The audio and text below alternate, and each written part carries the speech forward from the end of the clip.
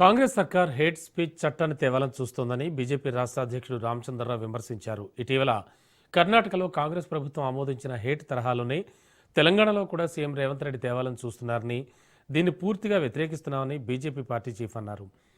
హిందువులను తిట్టేవాళ్లకు మద్దతుగా కాంగ్రెస్ ప్రభుత్వం బిల్లు తెస్తోందని సెటైరికల్ వ్యాఖ్యలు చేశారు. గత బీఆర్ఎస్ పాలనలో జరిగిన అవినీతిని, ఫ్యూడలిజం పాలన తరహాలో తెలంగాణ ప్రజలు స్పష్టంగా చూశారని అన్నారు. అందుకే బీఆర్ఎస్ పార్టీని ప్రజలు మర్చిపోయారని తెలిపారు.